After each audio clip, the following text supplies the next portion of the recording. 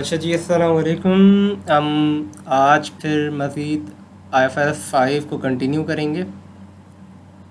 हमने last recording के अंदर अम, जो बात की थी non current asset held for cell के ऊपर बात की थी। हमने डिसकंटिन्यूड ऑपरेशन पे कोई डिस्कशन एज सच नहीं की थी। तो अभी आज हम लोग समझेंगे डिसकंटिन्यूड ऑपरेशंस क्या हैं, उसकी मेजरमेंट किस तरह होगी चीज़ों की, और प्रेजेंटेशन एंड डिस्क्लोजर्स क्या क्या होते हैं रिलेटेड टू IFRS 5। तो हमने जो स्टैंडर्ड का नाम पढ़ा था वो था non current asset and discontinued operation held for sale. तो हमने नॉन करंट एसेट के बारे में, तो नॉन करंट एसेट तो हमें पता है कि कौन कौन से, जैसे प्लांट्स इक्विपमेंट, सब नॉन करंट एसेट के अंदर हमारे पास चीज़ें आ रही होती है। लेकिन जो रूल्स हमने पढ़े थे वो नॉन करंट एसेट्स पे भी और डिसकंटिन्यूड ऑपरेशन पे भी अप्लाई होते। तो हमें नॉन करंट एसेट तो पता है क्या चीज़ें होती है, लेकिन शायद अगर हमें ना पता हो डिसकंटिन्यूड ऑपरेशन, वैसे तो पता होना चाहिए क्योंकि ये चीज़ हमने F7 के अंदर भी पढ़ी है। लेकिन शायद कुछ होता है कि क्योंकि इतना इंपॉर्टेंट नहीं दी जा रही होती है F7 के अंदर, तो हम SBR के अंदर उसको थोड़ा सा रिवाइज कर रहे होते चीज़ों को। तो जो चीज़ है कि डिसकंटिन्यूड ऑपरेशन होते क्या हैं।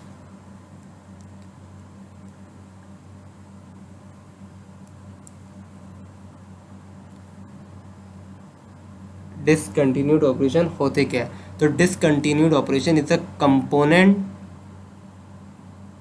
Of an entity that has either been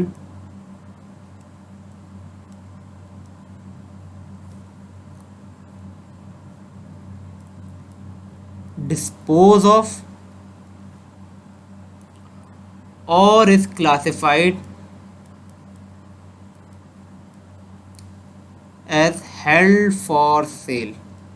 तो कोई भी ऐसा कंपोनेंट एंटिटी का हो जो कि हम ख़त्म कर रहे हैं, बंद कर रहे हैं, या उसको क्लासिफाई कर रहे हैं कि बेच रहे हैं उसको, ऐसा कोई ऑपरेशन अगर कोई एंटिटी का है जिसको हम बंद कर रहे हैं या बेचने जा रहे हैं, तो वो एज अ डिसकंटिन्यूड ऑपरेशन कहलाया जा रहा होता है। अच्छा, एक चीज़ इसके अंदर आ रही होती है, कंपोनेंट ऑफ एन एंटिटी से क्या मुराद होती है।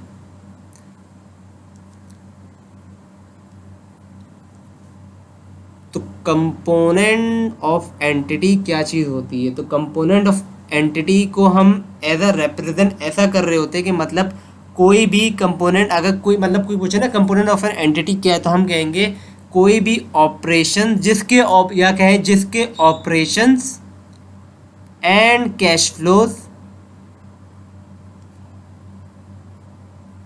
That can be clearly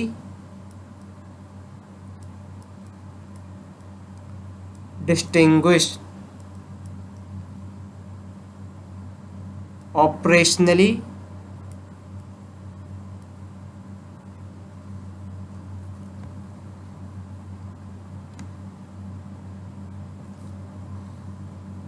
and for financial reporting purposes from the rest of the entity। मतलब कोई भी from the rest of the entity, मतलब कि कोई भी ऐसे मतलब कंपोनेंट ऑफ एंटिटी वो चीज़ है जिसके ऑपरेशंस, मतलब कि क्या चीज़ हो रही है, फॉर एग्जांपल प्रोडक्शन हो रही है, फिनिशिंग हो रही है, मतलब उसकी सेपरेटली उसके ऑपरेशंस हमें दिखते हुए नज़र आ रहे हो, उसके ऑपरेशन भी पता लग रहे हो, उसके कैश फ्लोज मतलब उसके रेवेन्यू, उसकी कॉस्ट, उस पर क्या इनकट हो रही है उस ऑपरेशन पे, उस पर उससे रेवेन्यू क्या कमाया जा रहा है, वो सब separately as a separate from the entity हमें पता लग रहे हो। मतलब एक एंटिटी के 3-4 ऑपरेशन है, तो वो कंपोनेंट ऑफ एंटिटी, मतलब अगर एक कोई पर्टिकुलर, जैसे कि एक कंपनी ए है और उसके 4 ऑपरेशन है, बी है, सी है, डी है और ई है, तो ये सब as a separate component of entity समझे जा रहे होंगे अगर इनके ऑपरेशन और कैश फ्लोज, जैसे मतलब बी के ऑपरेशन और कैश फ्लो सी से हम डिस्टिंग्विश कर सकते हैं, डी से डिस्टिंग्विश कर सकते हैं और ई से डिस्टिंग्विश कर सकते हैं। इसी तरह सी के ऑपरेशन और कैश फ्लो बी से डिस्टिंग्विश हो सकते हैं, डी से डिस्टिंग्विश हो सकते हैं, ई से डिस्टिंग्विश, मतलब सबके अलग अलग उनके ऑपरेशंस और उनसे कमाए गए पैसे और उनसे और उन पे की गई कॉस्ट, जो भी इनकट उन पे की गई हो, वो सब अलग से हमें पता लग सकती है for the operation and financial reporting purposes. तो इस चीज़ को हम as a component of entity consider कर रहे होते। तो discontinued operation should be a component of an entity that has either be dispose of. To be classify as a discontinued operation, उसको कंपोनेंट ऑफ एंटिटी होना ज़रूरी है, मतलब उसके कोई ना कोई ऑपरेशन होने चाहिए और उसके कैश फ्लोज होने चाहिए, मतलब कि उससे कमाए गए रेवेन्यूज, उस पर की गई कॉस्ट इनकट सेपरेटली हमें पता लग सके, तो ही वो डिसकंटिन्यूड ऑपरेशन के अंदर आ रहे होंगे, मतलब वो कंपोनेंट ऑफ एंटिटी फिर कहला रहे होंगे। अब कंपोनेंट ऑफ एंटिटी जो भी डिस्पोज ऑफ हो रही है या क्लासिफाइड हो रही है, वो कैसे रिप्रेजेंट हो सकती है, मतलब वो क्या क्या हो सकती हैं। तो जैसे कि it can represent a separate major line of business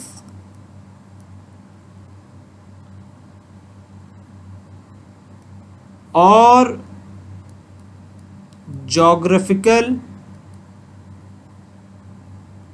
area of operations। अभी मैंने, बल्कि मैं एक तो नंबर वाइज लिख देता हूँ। पहली बात लिखिए, तो ये कोई separate major line of business हो सकती है, जैसे कि यूनिलीवर हमारे पास जो कंपनी है मल्टीनेशनल, अब उसके बहुत सारे ऑपरेशन है, उसकी separate major line of business है। वो आपके पास क्या कहते हैं, सोप के अंदर भी है, शैम्पूज भी हैं उसके, फिर वो खाने पीने की चीज़ें भी बनाता है, वो उसके कोई टी पैक के ब्रांड है, शायद टपाल है या लिप्टन है, ये सब यूनिलीवर के ब्रांड है। इसी तरह उसकी अलग अलग, पहले जो हमारे पास डालडा है वो भी यूनिलीवर का हुआ करता था एक टाइम के अंदर। तो इसके ये सब अलग अलग separate major line of business है। ये पूरा मतलब इसको हम यूनिलीवर नहीं कहते थे, कि इसकी सेपरेट मेजर लाइन वो डिस्ट्रीब्यूट हुआ होता था।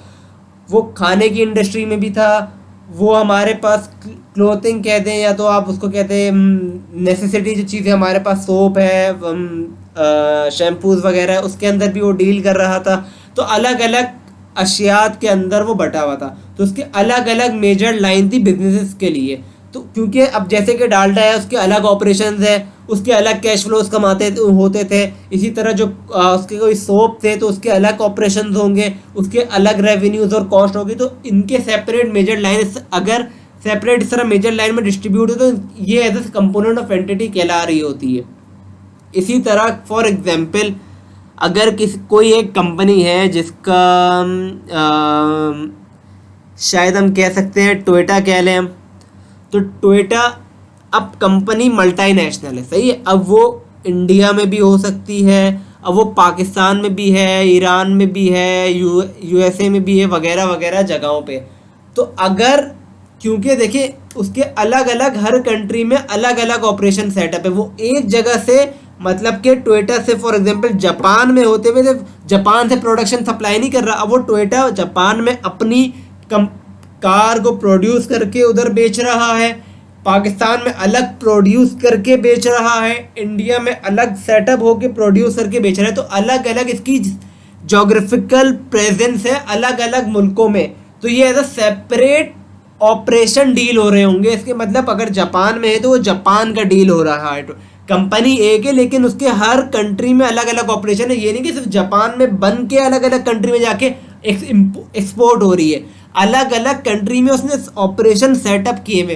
तो it can be a geographical area of operation भी हो सकते हैं। तो फॉर एग्जांपल अगर हम जापान में होते हुए टोयोटा अगर जापान की कंपनी लेकिन उसके पाकिस्तान में भी ऑपरेशन है, यूएसए में भी ऑपरेशन है, तो अगर वो पाकिस्तान में अपने ऑपरेशन बंद कर रहा है तो it should be classified as discontinued operation, क्योंकि उसके सेपरेट ऑपरेशन है पाकिस्तान में जिससे वो अलग रेवेन्यू भी कमा रहा होता था, उस पर कॉस्ट भी इनकट कर रहा था, और वो operation as a separate deal होता था फाइनेंशियल रिपोर्टिंग पर्पसेस के अंदर। तो जब टोयोटा कंसोलिडेट अपनी बुक्स बनाएगा for the financial reporting purposes, तो यहाँ की भी उसकी चीज़ें कंसिडर की जा रही होगी। तो ये हमने अभी एक चीज़ समझी इसके अंदर के, एक एग्जाम्पल समझी कि डिसकंटिन्यूड ऑपरेशन की क्या क्या हो सकती है। इसी तरह दूसरी बात, इस part of a single coordinated plan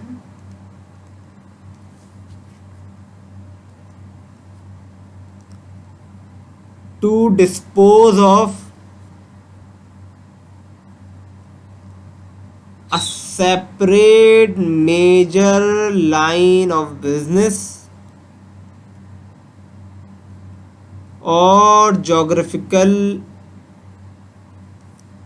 area of operations।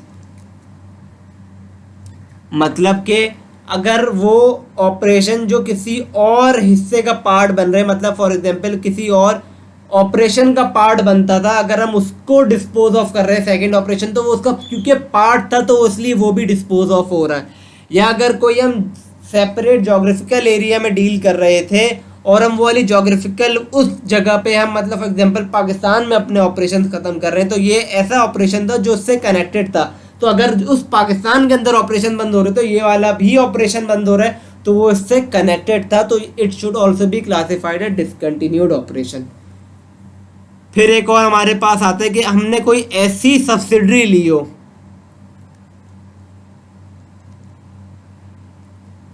इस subsidiary acquired exclusively with a view to resell. मतलब हमने कोई सब्सिडरी ली ही इसलिए थी, इस इरादे से ली थी कि हम इसको आगे जाके वापसी बेच देंगे, या हमने ली ही इसी नीयत से कि हम इसको वापसी रीसेल करेंगे। तो अगर कोई ऐसी सब्सिडरी ली है तो it should be also deal as a discontinued operation, क्योंकि हमारी शुरू से ही नीयत उसको आगे वापसी रीसेल करने की है। तो ये चीज़ें हमारी एज अ डिसकंटिन्यूड ऑपरेशन में आ रही होती है। अब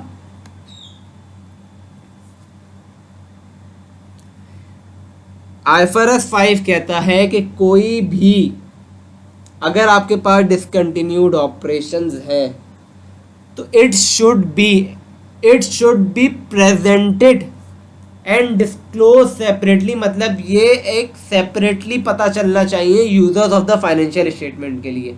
मतलब इसकी प्रेजेंस के पहले क्या होता था और अब इस ऑपरेशन के जाने के बाद क्या इम्पैक्ट होगा।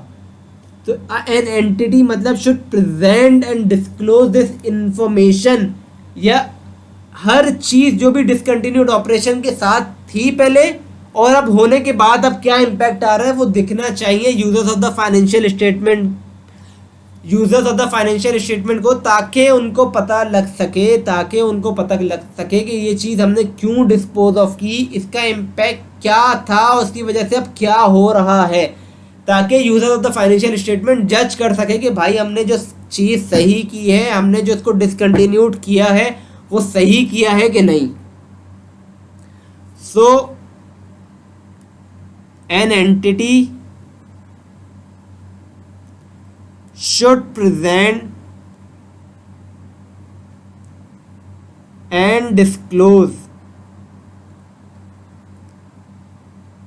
information that enables users of the financial statement to evaluate the financial effects of discontinued operations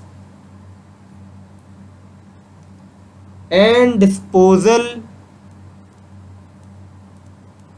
of non-current asset और disposal group, ताकि users of the financial statement evaluate कर सके जो चीज़ हमने डिसकंटिन्यूड की है उसका फाइनेंशियल इफेक्ट क्या था, क्यों किए हमने।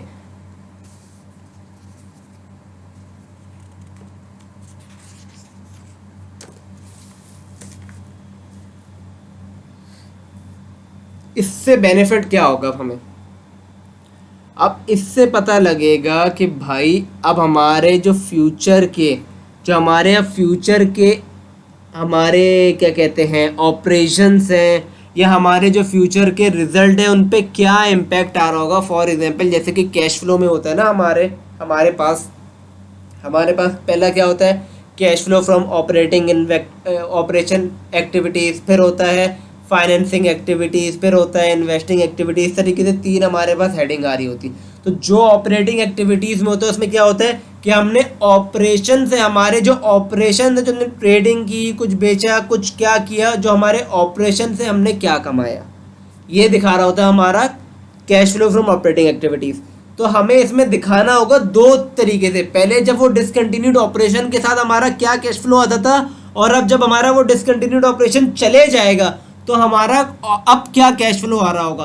तो लोग जो होंगे, जो users of the financial statement होंगे, वो इवेल्युएट कर सकेंगे हमारी परफॉर्मेंस को with the discontinued operation and without the discontinued operation. फिर वो आगे प्रिडिक्ट कर सकेंगे चीज़ें कि अब आगे के फ्यूचर के रिजल्ट्स क्या होंगे। तो ये एक तरीके से benefit for the users of the financial statement, ताकि वो इवेल्युएट कर सके कि चीज़ें अब कैसी होते हुए नज़र आएंगी फ्यूचर में।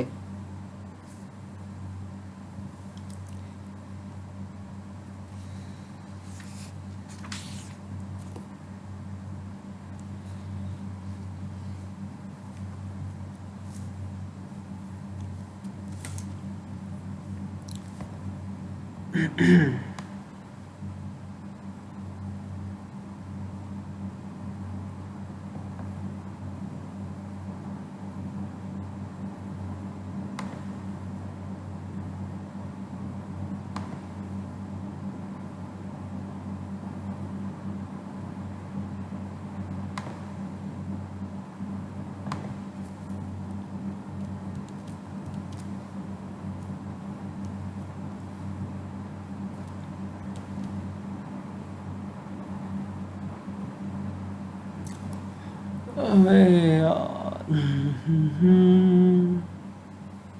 किधर चले गया मेरा पेज।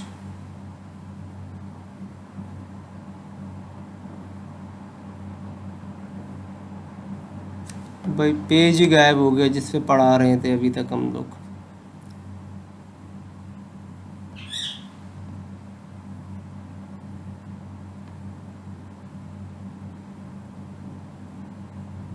खैर, हो गई चीज़ें तो हमने कवर कर ली थी। अच्छा, अब जो बात आती है, अब बात आती है प्रेजेंटेशन एंड डिस्क्लोजर्स पे, कि हमारी फाइनेंशियल स्टेटमेंट्स पे, इनकम स्टेटमेंट हो गई, स्टेटमेंट ऑफ फाइनेंशियल पोजीशन हो गई, कैश फ्लोज हो गई, उस पर हमारे जो डिसकंटिन्यूड ऑपरेशन होंगे वो किस तरह रिप्रेजेंट हो रहे होंगे। तो ये चीज़ जो हम पढ़ने जा रहे हैं ये अब related to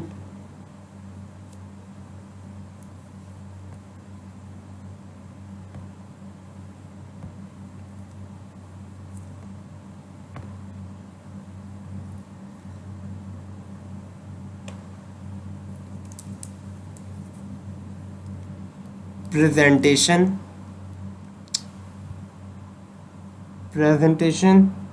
of a non-current asset or disposal group classified as held for sale। तो इस पे IFRS 5 कहता है कि जो भी नॉन करंट एसेट्स, जो भी डिस्पोजल ग्रुप जो के क्लासिफाई हो गए हैं as a held for sale, ये क्लासिफाई होना चाहिए separately from our financial statement, या हमारी फाइनेंशियल स्टेटमेंट के अंदर सेपरेटली शो होना चाहिए। तो जो भी नॉन करंट एसेट है या डिस्पोजल ग्रुप है should be presented separately from other assets in the statement of financial position. जो भी लाइबिलिटीज, इसी तरह फॉर एग्जांपल जो भी हमारा अगर कोई एसेट था तो एसेट में assets for example non current asset dispose हो रहा है, तो जो हमारे करंटली ऑपरेशन में इन्वॉल्व है वो नॉर्मली अपने नॉन करंट एसेट में शो हो रहे होंगे, और ये जो हेल्ड फॉर सेल हो गया है अब ये अलग सेपरेटली शो हो रहा होगा। अगर फॉर एग्जांपल हमने कोई डिस्पोजल ग्रुप, कोई ग्रुप डिस्पोज ऑफ किया है तो उसमें फिर नॉन करंट एसेट भी होंगे, नॉन करंट लाइबिलिटीज़ भी होंगी। तो जब हमने डिस्पोजल ग्रुप को हेल्ड फॉर सेल क्लासीफाई कर दिए तो उसके नॉन करंट एसेट अलग शो हो रहे होंगे नॉन करंट एसेट की हेडिंग में, और उसकी लाइबिलिटीज अलग शो हो रही होंगी from our continuing operations.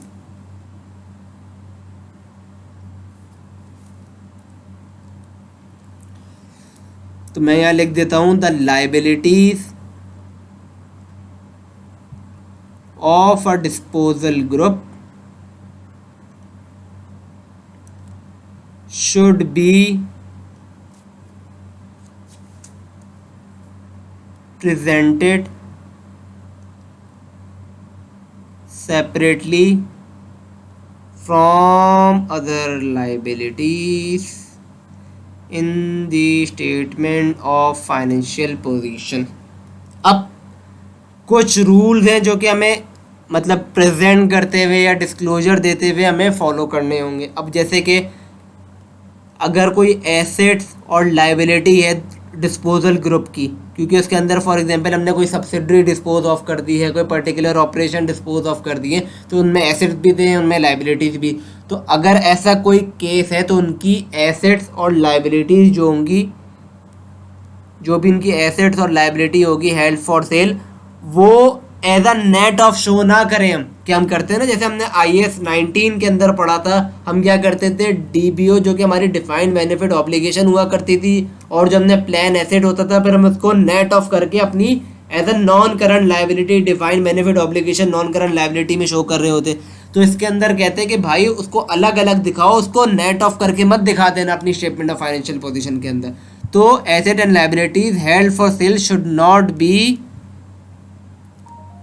should not be offset।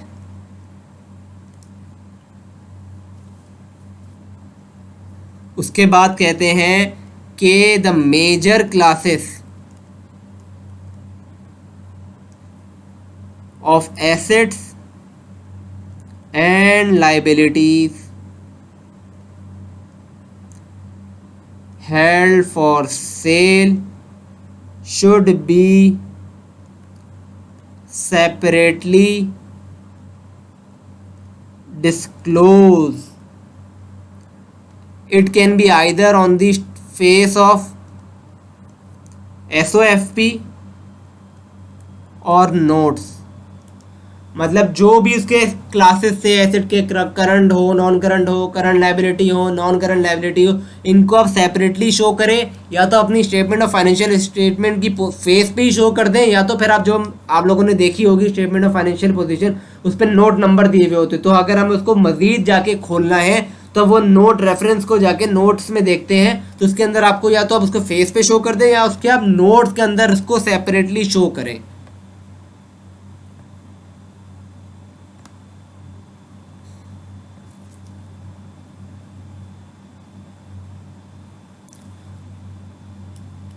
फिर कहता है IFRS 5 कि IFRS 5 रिक्वायर्स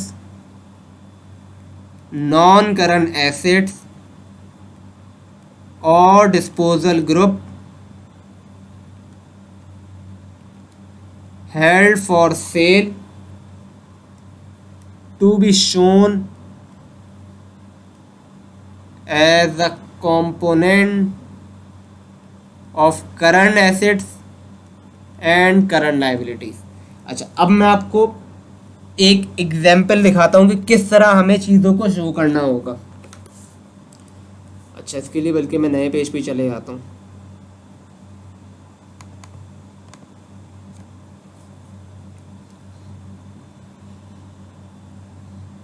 अब जैसे कि हमारे पास एसेट्स का कॉलम होता है, सही, स्टेटमेंट ऑफ फाइनेंशियल पोजीशन के अंदर हमारे पास सबसे पहले एसेट्स आ रहे होते हैं। तो हम उसमें क्या करते हैं कि भाई सबसे पहले हमारे पास नॉन करंट एसेट आ रहे होते हैं, तो उसमें हम क्या करते हैं भाई ये शो कर दिया हमने, ये हमारे पास नॉन करंट एसेट्स आ गए। इसी तरह हमारे पास करंट एसेट आ रहे होते हैं।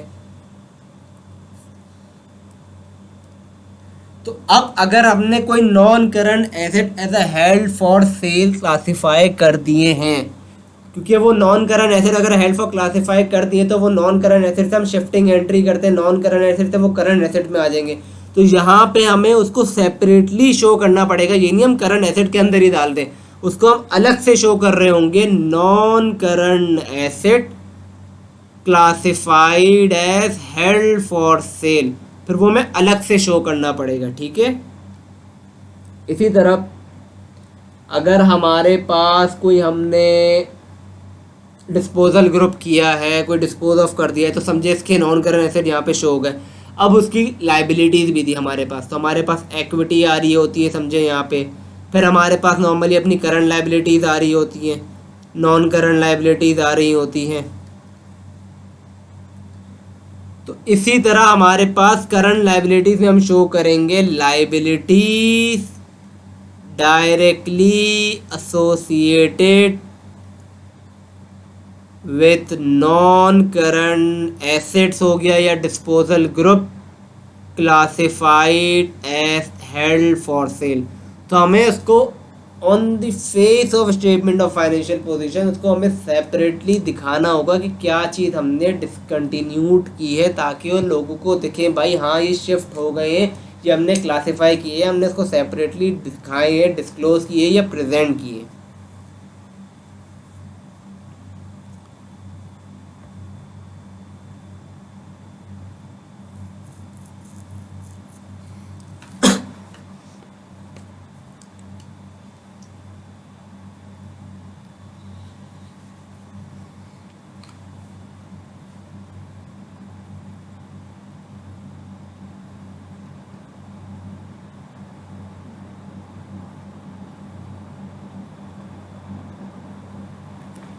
अच्छा, कुछ हमें एडिशनल डिस्क्लोजर्स भी देने होते हैं।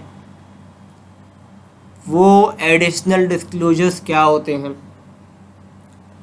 फॉर एग्जांपल जिस पीरियड में हमने नॉन करंट एसेट या डिस्पोजल ग्रुप को क्लासिफाई किया है एज हेल्ड फॉर सेल। एक मिनट रुकिएगा।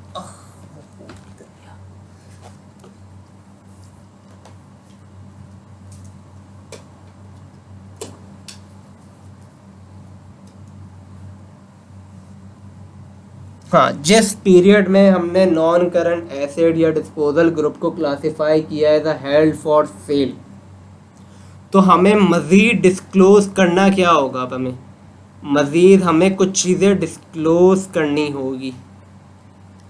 सबसे पहले कि उसकी डिस्क्रिप्शन देनी होगी, जो भी नॉन करंट एसेट या डिस्पोजल ग्रुप हमने क्लासिफाई किया है हेल्ड फॉर सेल, उसकी डिस्क्रिप्शन देनी होगी, वो क्या चीज़ है उनके बारे में बताना होगा हमें। फिर हमें बताना होगा a description on the facts and circumstances of the disposal. क्या वजूहात पेश आई जिसकी वजह से हम इसको बेचने जा रहे हैं as a held for sale, सब बताना हमें होगा। उसी तरह अगर कोई गेन और लॉस अराइज हुआ है, एनी गेन और loss recognize when the item was classified as held for sale। अगर कोई गेन हुआ है या कोई लॉस हुआ है जब हमने एसेट को क्लासिफाई किया था as held for sale, disposal group classify किया था एज हेल्ड फॉर सेल, तो वो भी हमें बताना होगा। इसी तरह हमने एक चीज़ पढ़ी थी कि जब हम क्लासिफाई कर देते हैं हेल्ड फॉर सेल, लेकिन ड्यू टू नॉन कंट्रोल या कंट्रोलेबल फैक्टर या कोई भी वजह से एसेट नहीं बिकता, चाहे फिर वो कंट्रोलेबल हो या जो भी हो, और हमें वापसी उसको रिवर्ट बैक करना होता है। जब हम उसको वापसी, जो भी हेल्ड फॉर सेल था, जो हमने हेल्ड फॉर सेल क्लासिफाई किया था, उसको हम रिवर्ट बैक कर रहे हैं क्योंकि वो बिका नहीं, क्योंकि वो कंट्रोलेबल फैक्टर्स की वजह से नहीं बिका है, किसी भी रीज़न की वजह से अब क्राइटेरिया मीट नहीं कर रहा है, इसलिए हम उसको वापसी रिवर्ट बैक कर रहे हैं। तो उसकी भी डिस्क्लोजर जाता है, मतलब उसकी भी हमें डिस्क्रिप्शन बतानी होगी कि क्या रीज़न से, क्या फैक्ट थी, क्या सर्कमस्टेंसेस थी जिसकी वजह से हमें रिवर्ट बैक का डिसीजन लेना पड़ा। तो ये इसका भी एक हमेशा डिस्क्लोजर जा रहा होगा। ये मैं आपको बता रहा हूँ, अगर हमारा जो हेल्ड फॉर सेल वापसी रिवर्ट बैक हो जाए, मतलब वो वापसी अपनी जगह पे आ जाए जैसे वो पहले डील हुआ करता था, तो उस पर भी हमें डिस्क्लोजर देना होगा कि क्या रीजनिंग थी उसको वापसी रिवर्ट बैक करने की।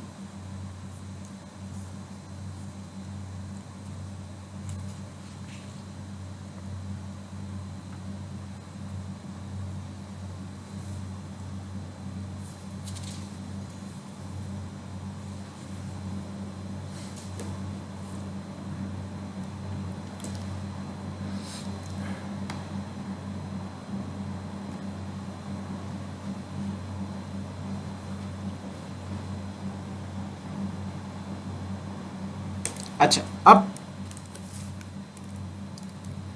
कुछ एसेट्स होते हैं, an assets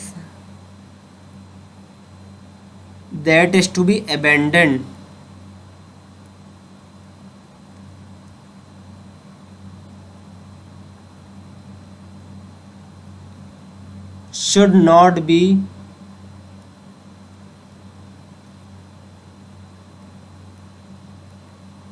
should not be classified as held for sale।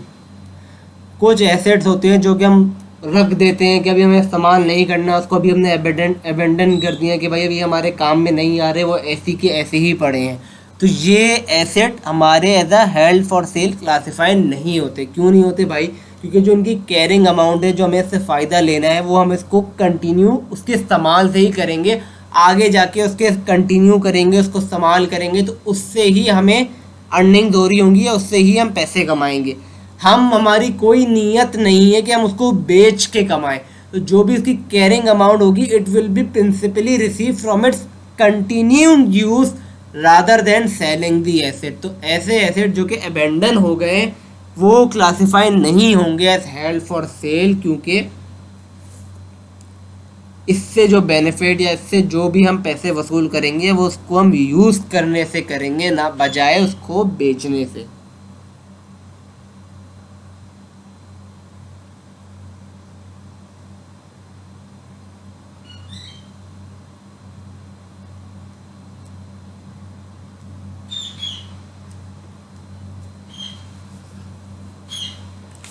अच्छा, अगर जो भी assets that are classified as HFS held for sale, for example non current asset अब क्लासिफाई हो गया हेल्ड फॉर सेल, तो अब ये करंट एसेट शो हो रहा होगा।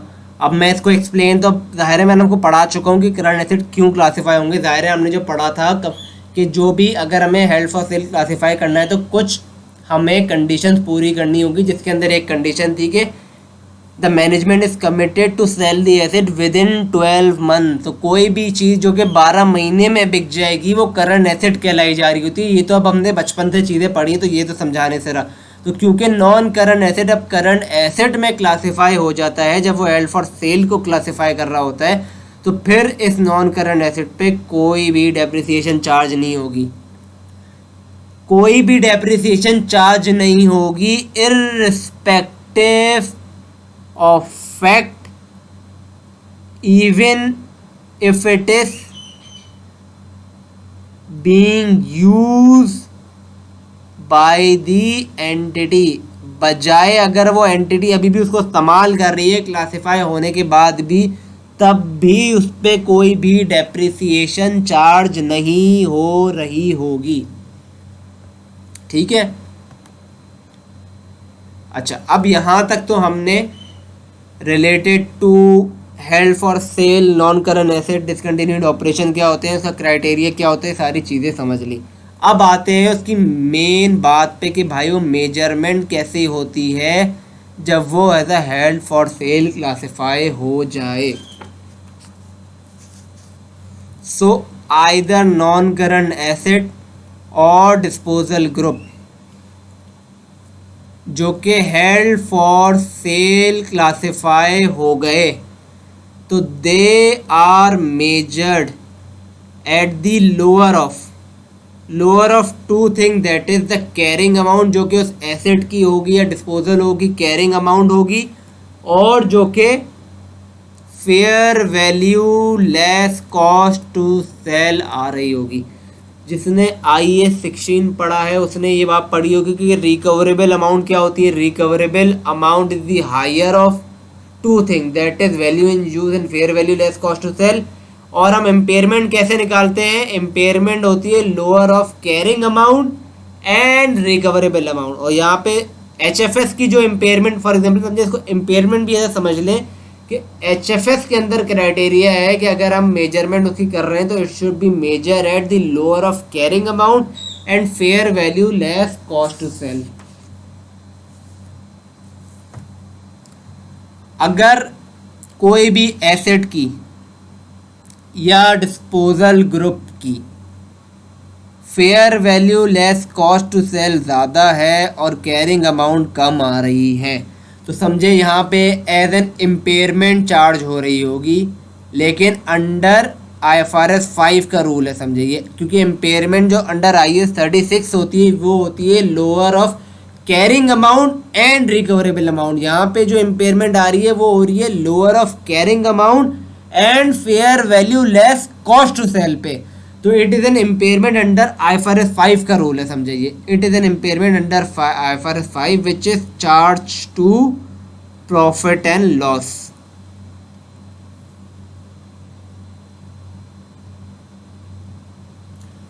अगर आपकी कैरिंग अमाउंट हायर है और fair value less cost to sell है फिर तो कोई मसला नहीं है, लेकिन अगर आपकी कैरिंग अमाउंट कम है और fair value less cost to sell ज़्यादा है तो आपके पास इम्पेयरमेंट चार्ज हो रही होगी। इसी तरह कुछ दफ़ा होता है कि भाई हमारे पास कैरिंग अमाउंट कम होती है और क्या कहते हैं कैरिंग अमाउंट ज़्यादा होती है, fair value less cost to sell कम होती है तो कोई मसला होता नहीं है।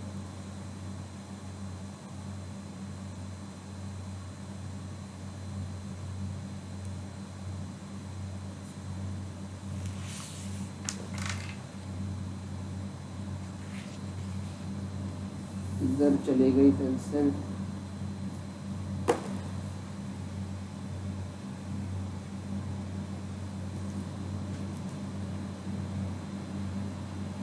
मैंने एक चीज़ उल्टी बोल दी है, उसके लिए माजरत है।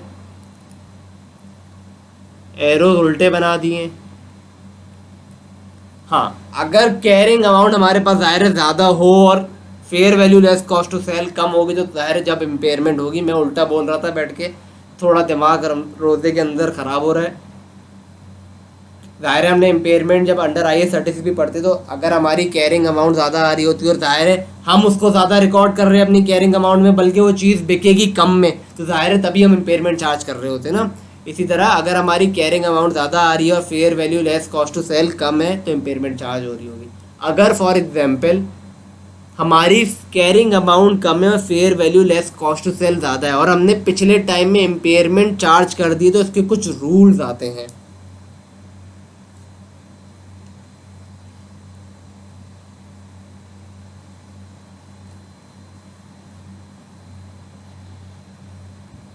अब मैं आपको एक चीज़ समझाता हूँ। फॉर एग्जाम्पल हमने पहले जब वो क्राइटेरिया मीट भी नहीं किया था, उसने हेल्ड फॉर सेल, जब हमने बेचने का इरादा नहीं किया था समझे, ईयर 1 में हमने कुछ इम्पेयरमेंट चार्ज की हुई थी, ईयर 2 में कुछ इम्पेयरमेंट चार्ज कर दी, फिर हमने उसको क्लासीफाई कर दिया था हेल्ड फॉर सेल। तो आफ्टर हेल्ड फॉर सेल उस पर कुछ इम्पेयरमेंट चार्ज की थी। फिर हमने समझे ईयर 4 पे क्या हुआ, हमारी fair value less cost to sell ज़्यादा हो गई और हमारी कैरिंग अमाउंट जो हमने रिकॉर्ड की हुई थी वो कम थी। तो फिर अगर हम उसको रीवैल्यू करें, for example under revaluation model, अब हम उसको रीवैल्यू करें तो जो मैक्सिमम उसको रीवैल्यू हम कर सकते हैं ना, तो यहाँ पे एक लिमिट होती है। क्या होती है? एक लिमिट होती है उसको रीवैल्यू करने की। तो अगर यहाँ पे उसकी वैल्यू बढ़ गई है, फॉर एग्जांपल हमने 60,000 हमारी कैरिंग अमाउंट आ रही है और अब वो रीवैल्यू होके 80,000 पे पहुँच गई है, सही है। और जब हमने 3 सालों में इम्पेयरमेंट चार्ज की थी, that is before classified held for cell, यहाँ पे 5,000 थी, यहाँ पे 3,000 थी और यहाँ पे 6,000 थी। ठीक है, ये हमने टोटल इतने सालों में ये हमने इम्पेयरमेंट चार्ज की थी और हमने यहाँ पे इसको इस ईयर पे ईयर 4 में हमारे पास कैरिंग अमाउंट ये आ रही थी और fair value as cost to sell ये आ रही थी।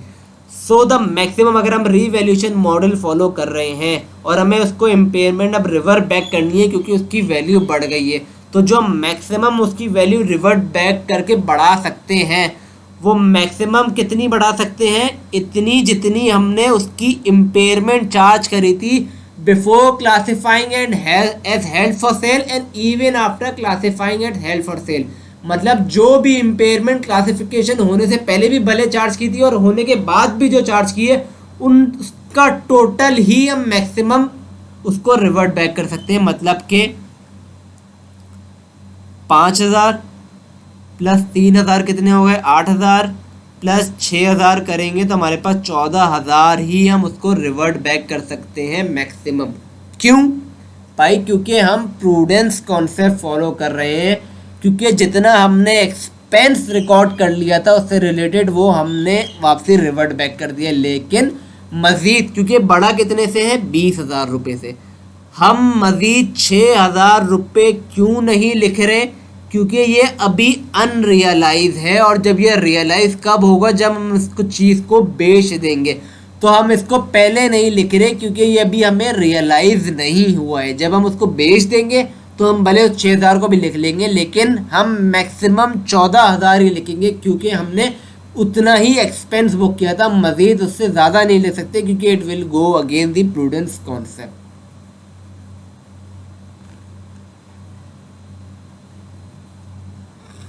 तो मैं क्या लिखूं यहाँ पर?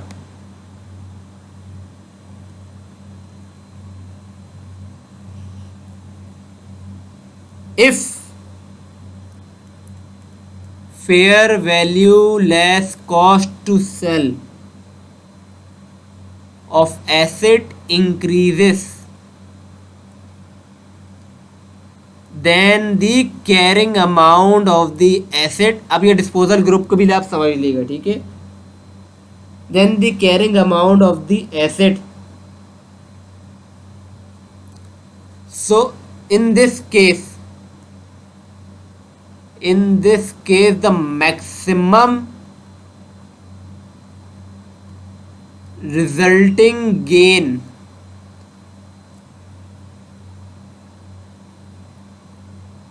that should be recognized in the P&L should be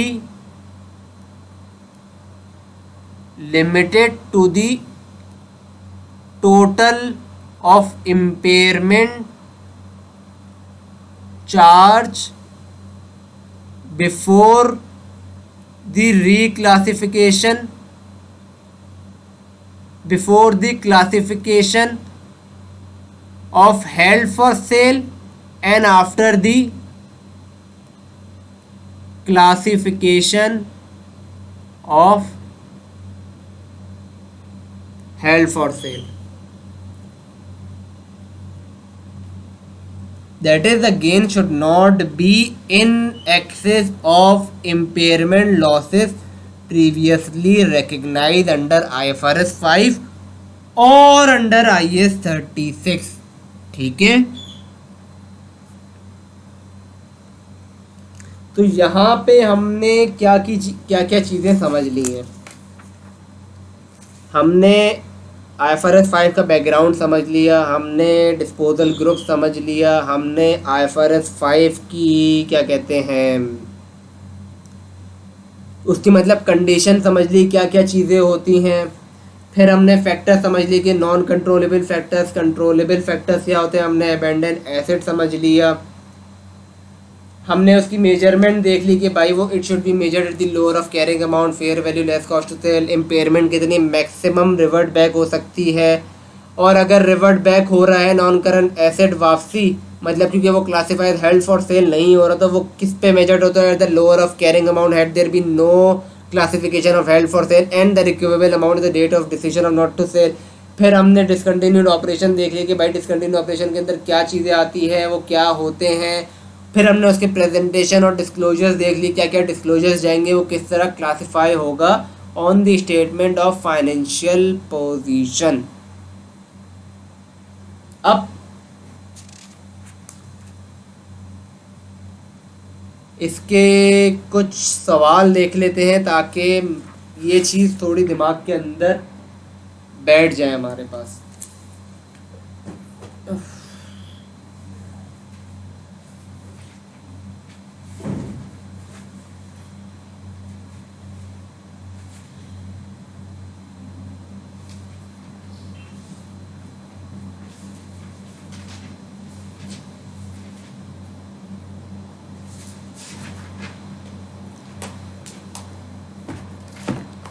अच्छा,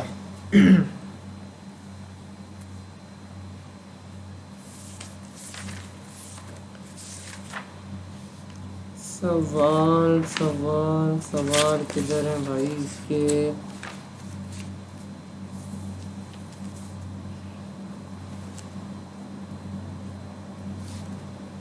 अच्छा, मैं खुद ही बना लेता हूँ सवाल। चलो, अच्छा एक क्वेश्चन है, ठीक है। हमारे पास एक एसेट है जिसकी कॉस्ट थी हमारे पास 1 लाख।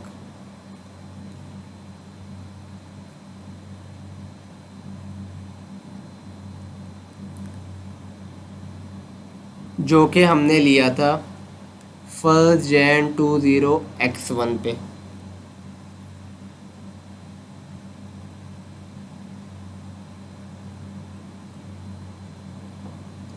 हमने डिसाइड किया कि हम इसको 30 जून 20x3 को as a held for sale classify कर देंगे, ठीक है। तो हमें 20x3 पे कैरिंग अमाउंट चाहिए होंगी उसको मेजर करने के लिए।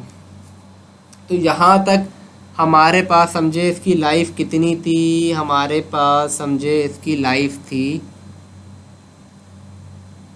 10 ईयर की। हम इस पर नॉर्मली डेप्रिशिएट करते थे, ठीक है। तो पहले साल 31 दिसंबर 20x1 पे जो डेप्रिसिएशन आई होगी वो 10,000 आई होगी। इसी तरह 31 दिसंबर 20x2 पे हमारे पास 10,000 की डेप्रिसिएशन आई होगी। और हमारे पास 6 महीने की 20x3 तक 5,000 की डेप्रिसिएशन आई होगी। तो हमारे पास कितनी कैरिंग अमाउंट बच गई?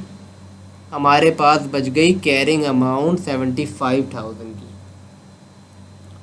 तो सबसे पहले स्टेप जो होगा जब हम हेल्ड फॉर सेल के लिए जा रहे होंगे, पहले हम जो भी हमारा एसेट होगा उसको पहले इम्पेयरमेंट टेस्टिंग के लिए लेके जाएंगे अंडर इट्स ओन रूल्स। मतलब अगर ये IAS 16 के अंदर डील हो रहा था तो हम इसको अंडर IAS 36 पे पहले इम्पेयरमेंट टेस्टिंग करेंगे, इसको before classifying it for held for cell.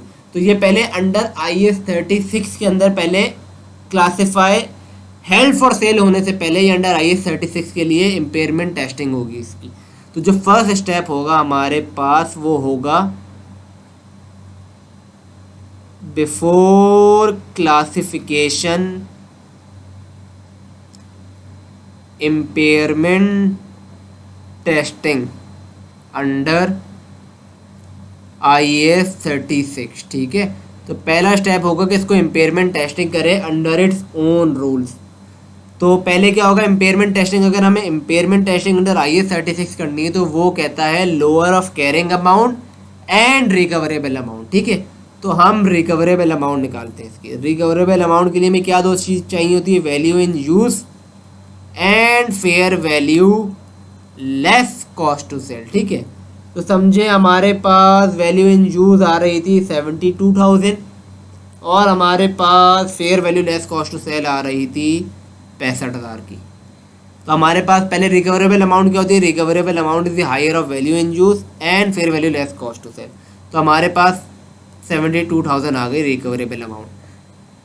लेकिन क्योंकि हमारी कैरिंग अमाउंट ज़्यादा है और रिकवरेबल अमाउंट कम है, क्योंकि इम्पेयरमेंट के लिए क्या होता है, impairment is lower of carrying amount and recoverable amount. हमारे पास रिकवरेबल अमाउंट कितनी आ रही है 72,000 और हमारे पास इम्पेयरमेंट आ रही है और कैरिंग अमाउंट आ रही है 75,000 की। तो यहाँ पे क्योंकि हमारी रिकवरेबल अमाउंट कम है कैरिंग अमाउंट से, तो यहाँ पे हमारे पास 3,000 की इम्पेयरमेंट का चार्ज आएगा। तो हम क्या करेंगे, PNL डेबिट 3,000 से और जो भी पीपी है या नॉन करंट एसेट है उसको क्रेडिट कर दिया 3000 से।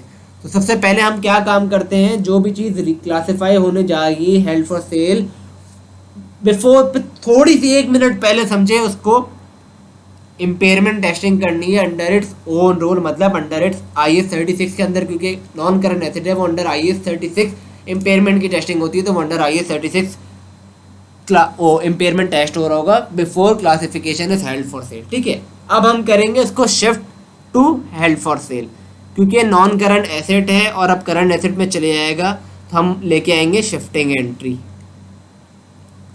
तो क्या करेंगे भाई, अब हम करेंगे non current asset held for sale debit, कितने से, क्योंकि ये अब इम्पेयर हो गया होगा, ये हमने एंट्री बना दी है, तो कैरिंग अमाउंट में से ये चीज़ माइनस हो जाएगी,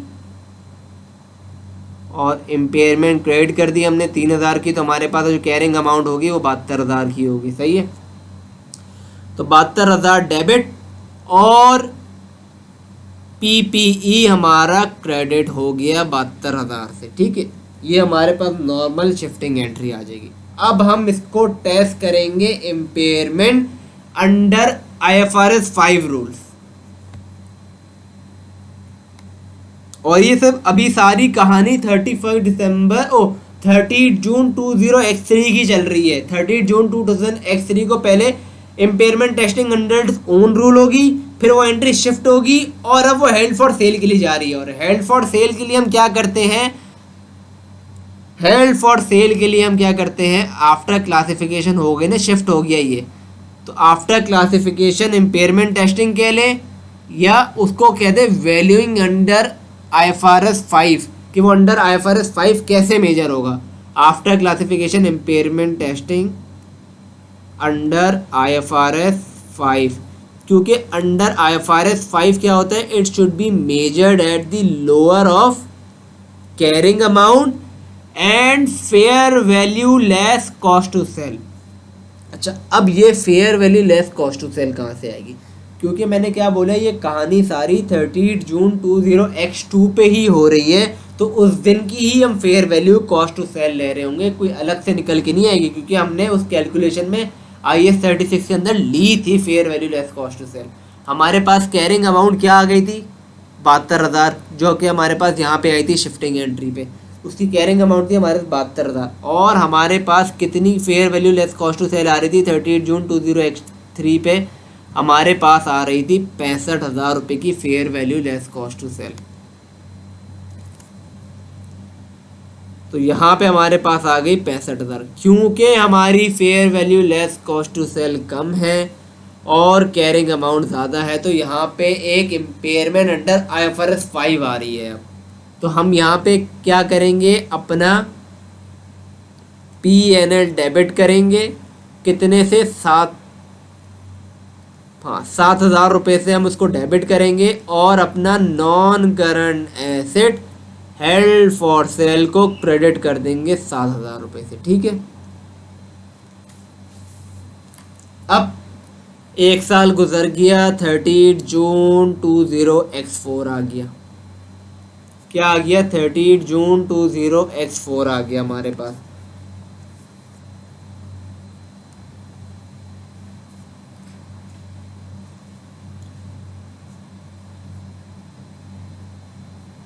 या तो हम इसको कहते हैं फॉर एग्जांपल, या तो क्योंकि वो 30 जून 20x3 आ रहा था, तो समझे 30 दिसंबर कर दे इसको, 31 दिसंबर 20x3 पे आ गई 6 महीने बाद।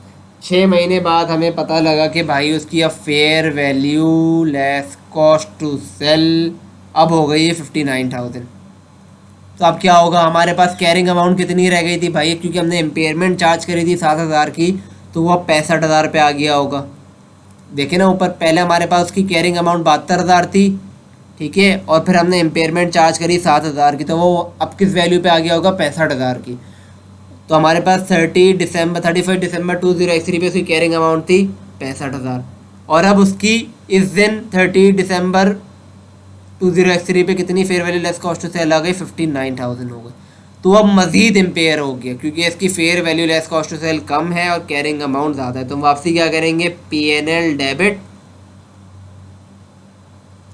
कितने से, 6,000 रुपये का डिफरेंस आ रहा है, और फेयर और non current asset held for cell को क्रेडिट कर देंगे अपना 6,000 से।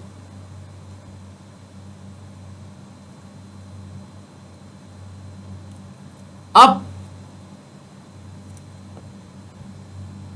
क्योंकि वो क्लासिफाई, अब मैं IAS 36 को HFS के रूल्स को याद करते हुए एग्जाम्पल बना रहा हूँ, क्योंकि देखिए वो 30 जून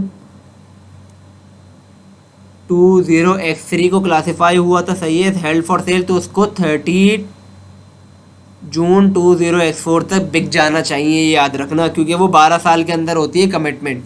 तो अभी हम 30 जून 20x3 पे आके 31 दिसंबर 20x3 पे आके खड़े हुए थे, तो यहाँ तक इसकी इम्पेयरमेंट हो गई थी 6,000 से मज़ीद। तो अब इसकी जो कैरिंग अमाउंट हो गया 59,000।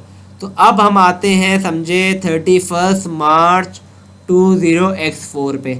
यहाँ पे हमें पता लगा यार उसकी वापसी फेयर वैल्यू बढ़ गई है उस एसेट की, और अब उसकी फेयर वैल्यू बढ़ के हो गई है समझे 85,000। कितनी हो गई, 85,000। तो अब क्योंकि वो मेजर होता है, क्योंकि अब इसकी कैरिंग अमाउंट आ रही है हमारे पास 59,000 की, और उसकी fair value less cost to sell हो गई है 85,000 बढ़ के। तो अब उसको हमें रीमेजर करना होगा, क्योंकि हमने उसके लिए इतने टाइम में 3 दफ़ा इम्पेयरमेंट चार्ज कर दी थी। हम उसको 85 पे तो रिकॉर्ड नहीं कर रहे, लेकिन हमने जो उसके लिए इतनी सारी इम्पेयरमेंट चार्ज कर दी थी, तो एटलीस्ट उसको तो सीधा करें वापसी, कि उसको वो एटलीस्ट इम्पेयरमेंट वाली वैल्यू पे, मतलब जो इम्पेयरमेंट चार्ज ख़त्म करके उसको नॉर्मल वैल्यू पे तो लेके आ जाए उसको। तो अब हम मैक्सिमम कितनी अमाउंट से अपने एसेट को, जो कि हमने क्लासिफाइड हेल्ड फॉर सेल किया है, उसको रिवर्ट बैक कर सकते हैं, उसकी अमाउंट, या उसकी अमाउंट को बढ़ा सकते हैं। तो हमने क्या पढ़ा था, मैक्सिमम अगर उसकी fair value less cost to sell बढ़ जाए तो हम मैक्सिमम कितने अमाउंट से उसको रिवर्ट बैक कर सकते हैं। The maximum amount that can be reverted is the amount of impairment that has been charge before classification and after classification. ठीक है, तो हमने अभी तक कितनी इम्पेयरमेंट चार्ज की है इसकी, हमने एक इम्पेयरमेंट 6,000 रुपये की चार्ज की है, ये आफ्टर क्लासिफिकेशन एक दफ़ा चार्ज की, आफ्टर क्लासिफिकेशन ये दूसरी दफ़ा चार्ज की थी,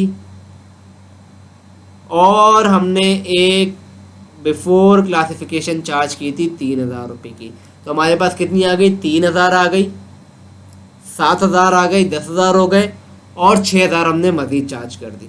तो हमने टोटल इम्पेयरमेंट कितनी की चार्ज कर दी, 16,000 रुपये की चार्ज कर दी है। So the maximum amount that can be reverted, और the maximum amount by which we can increase the value of non-current asset held for sale is the total impairment charge that had been done before classification and after classification। तो हम entry बनाएंगे debit non current asset held for cell 16,000, और PNL को हम credit कर देंगे 16,000 रुपये से।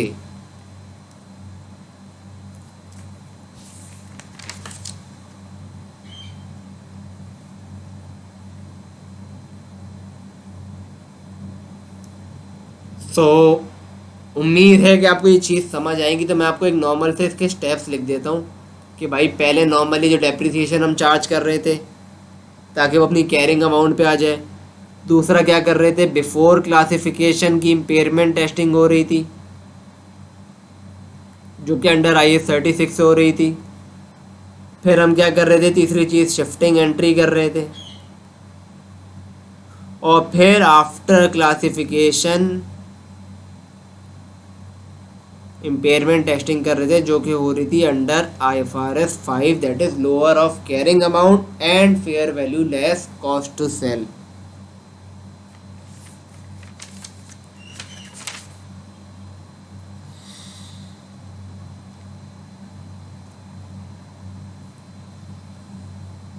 तो ये समझे हमने। अभी जो बात करी है वो समझे एक कॉस्ट मॉडल पे बात थी, जो केस में हम सिर्फ डेप्रिसिएशन चार्ज कर रहे थे, उसके अंदर कोई रीवैल्यूएशन नहीं हो रही थी। क्या नहीं हो रही थी? कोई रीवैल्यूएशन नहीं आ रही थी अभी तक। अब जो सवाल हम करने जा रहे हैं उसके अंदर हमारे पास रीवैल्यूएशन आ रही थी, क्योंकि हम जो रूल फॉलो कर रहे थे या मॉडल फॉलो कर रहे थे अंडर IAS 16, अंडर जो भी एसेट पे फॉलो कर रहे थे वो रीवैल्यूएशन मॉडल का कर रहे थे। तो यहाँ पे मैं लिख देता हूँ अब रीवैल्यूएशन मॉडल। तो क्वेश्चन क्या है समझे, हमारे पास जो एसेट था उसकी कॉस्ट थी 1 लाख, और हमने ये लिया था 1 Jan 20x1 को। हम उसको क्लासीफाई जिस दिन हमने सोचा इसको हेल्ड फॉर से क्लासीफाई करने के लिए वो है 31 December 20x2, और इसकी जो लाइफ थी वो थी 10 ईयर्स। तो हाँ, हमें कैरिंग अमाउंट सबसे पहले मालूम करनी होगी। इसके लिए डेप्रिसिएशन चार्ज हुई होगी ईयर 1 में और ईयर 2 में, जो कि होगी 10,000 रुपये। तो हमारे पास 31 December 20x2 पे जो कैरिंग अमाउंट आएगी वो आ गई 80,000 की। क्या आ गई? 80,000 की।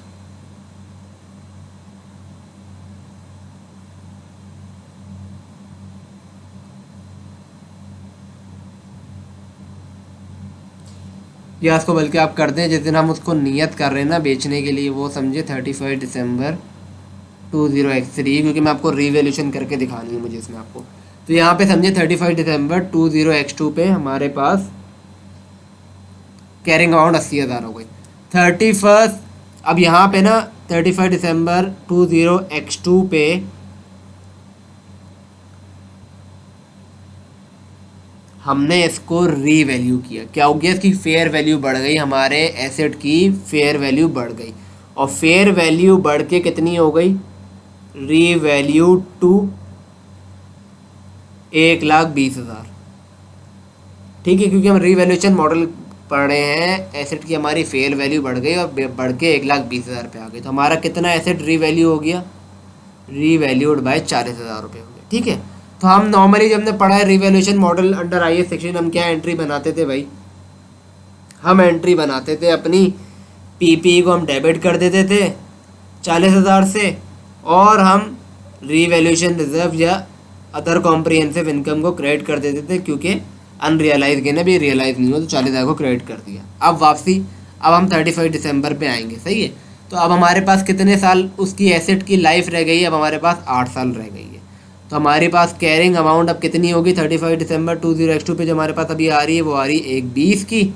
अब इस पर डेप्रिसिएशन चार्ज होगी जो कि होगी 1,20 पे होगी। 1,20 डिवाइडेड बाय 8 करेंगे तो हमारे पास डेप्रिसिएशन आ जाएगी 15,000 की, और हमारे पास 1,05,000 की कैरिंग अमाउंट आ जाएगी 31 December 20x3 के लिए।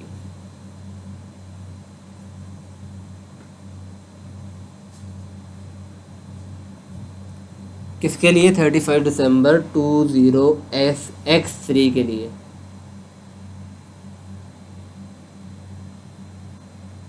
अब एक इसके अंदर एक्सेप्शन आ रहा होता है।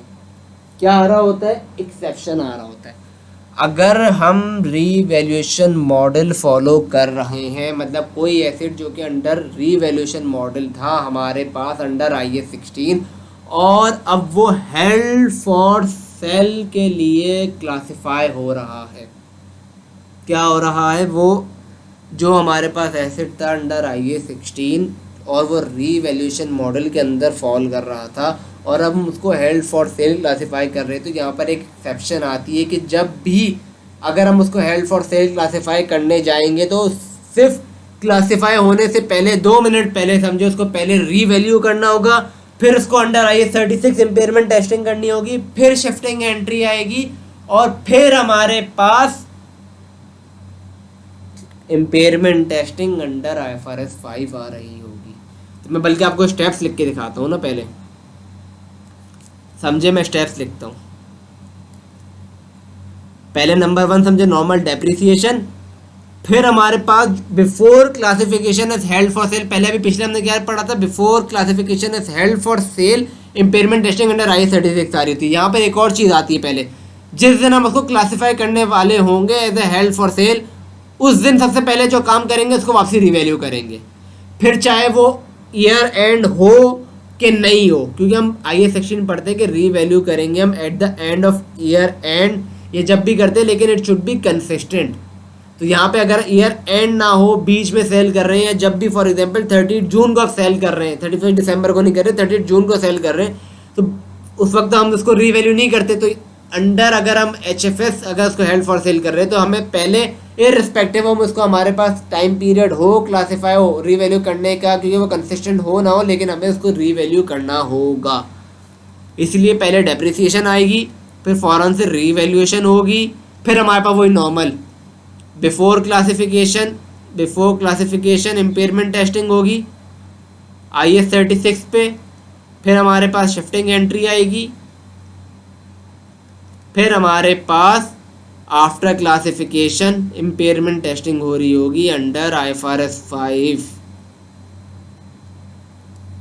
ठीक है, तो अब हम खड़े में हैं 31 दिसंबर 20x3 पे, जिस दिन इसकी अभी कैरिंग अमाउंट यहाँ पे आ गई। हमें पता लगा कि भाई 31 दिसंबर पे इसकी फेयर वैल्यू है 1 लाख। कितनी है? 1 लाख। तो ये क्या हो गया, ये डी वैल्यूड हो गया। हमने की रीवैल्यूशन है, लेकिन अब उसकी फेयर वैल्यू कम हो गई, तो समझे वो वापसी गिर गया, तो ये it is D valued bye 5,000 रुपये। तो हम क्या करेंगे, एंट्री बनाएंगे भाई, PNL डेबिट कर देंगे 5,000 से, क्योंकि पहले रिवैल्यूशन रिजर्व हमने क्रेडिट किया था, तो इसलिए हम वापसी रिवैल्यूशन रिजर्व को ही डेबिट कर रहे होंगे, क्रेडिट कर रहे होंगे। लाहौल वाला कुव्वत। PNL कहाँ से आ गया, PPEO रिवैल्यूशन रिजर्व डेबिट 5,000 से, और हमारा PPE क्रेडिट हो गया 5,000 से।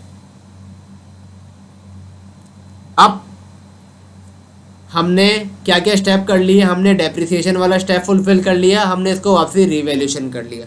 अब हम करेंगे इसको अंडर IS 36 इम्पेयरमेंट टेस्टिंग। हमारे पास कैरिंग अमाउंट अभी कितनी आ रही है, इसकी फेयर वैल्यू समझे, क्योंकि हमने 1 लाख पे इसको कैरी कर लिया, और हमारे पास अब क्या आ रहा है, और उसकी रिकवरेबल अमाउंट हमारे पास इसकी आ रही है, वो निकाल लेते हैं हम। समझे, रिकवरेबल अमाउंट हमारे पास आ रही है 85,000। ये हमारे पास आ गई वैल्यू इन यूज़, और fair value less cost to sell. हमने कितनी फेयर वैल्यू ली थी, निकाली थी, कितने पे फेयर वैल्यू पे आ गया था, 1 लाख पे आ गया था ना। तो समझे 1 लाख इसकी फेयर वैल्यू आ गई, और 9,000 कॉस्ट टू सेल आ गई 91,000। तो हमारे पास रिकवरेबल अमाउंट आ रही है 91,000 की।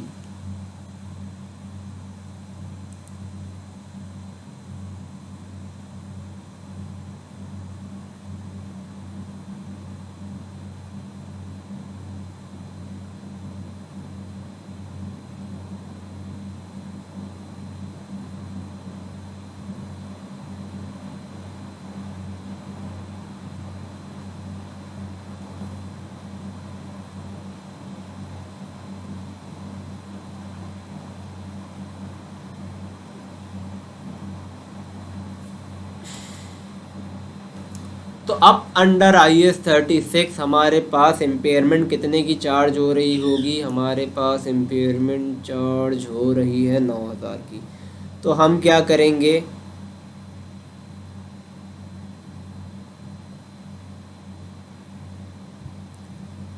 PNL डेबिट, या क्योंकि हमने रीवैल्यूएशन रिजर्व हमारे पास है इसके, तो हम वो उसको डेबिट मज़ीद कर रहे होंगे, कितने से, 9,000 से, और हम क्रेडिट कर रहे होंगे PPE हमारी, जो कि है 9,000 से। अब हमारी जो एसेट है अब वो किस पे आ गया होगा, 91,000 पे आफ्टर इम्पेयरमेंट। अब हम इसको क्या करेंगे, चौथी जो स्टेप होता है हमारा शिफ्टिंग एंट्री।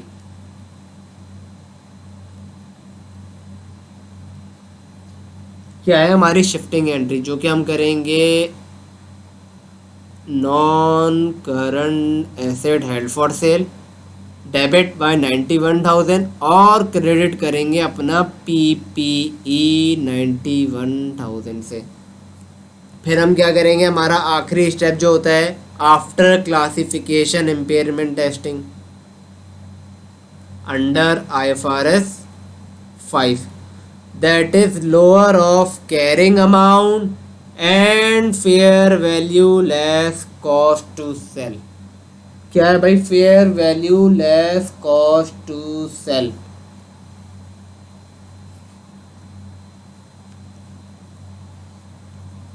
तो हमारी कैरिंग अमाउंट क्योंकि इम्पेयरमेंट हो चुकी थी यहाँ पे और वो 91,000 पे आ चुका था और उसी दिन हमारी fair value less cost to sell आ रही थी, वो भी फिर 91,000 आ रही थी। तो in this case there will be no impairment under IFRS 5। ठीक है मेरे भाइयों और बहनों,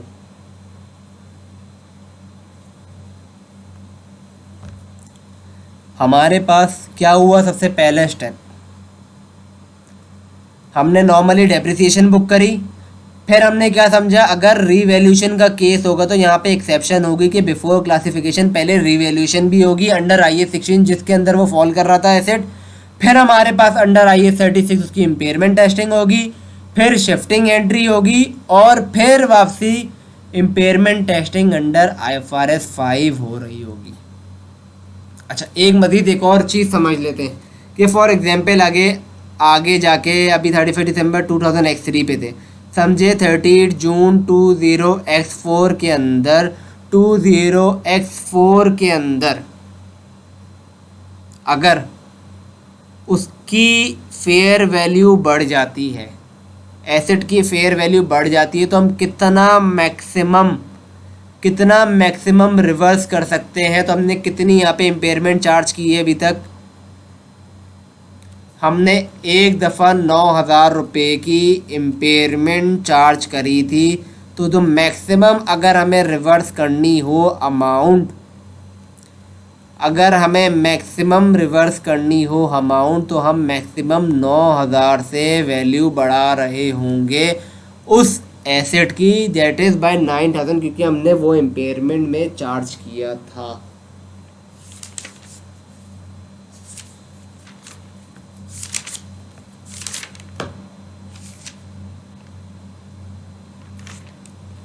तो यहाँ तक हमारी चीज़ें और हमारा स्टैंडर्ड ख़त्म होता है। जिनके पास कैप्लिन की किट है उसके अंदर कुछ 3 सवाल प्रैक्टिस के दिए हुए होंगे, टेस्ट योर अंडरस्टैंडिंग के नाम से। वो बराए मेहरबानी आप 3 सवाल कर लिएगा। अगर आपको किसी भी चीज़ में कोई भी इशू आ रहा हो तो आप मुझे कांटेक्ट कर लीजिएगा, मैं आपको व्हाट्सएप पे चीज़ें समझा दूँगा। ठीक है, यहाँ तक के लिए जज़ाकल्लाह खैर। इंशाल्लाह आगे कोई दूसरा स्टैंडर्ड शुरू करके वो ख़त्म कर रहे हों।